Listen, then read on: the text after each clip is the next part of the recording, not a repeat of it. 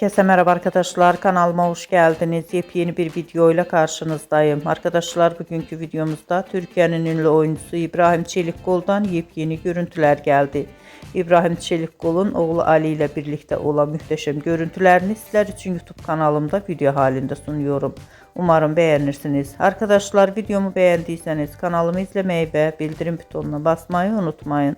Şimdilik benden bu kadar olsun. Yeni videomuzda görüşmek üzere. Hoşça kalın.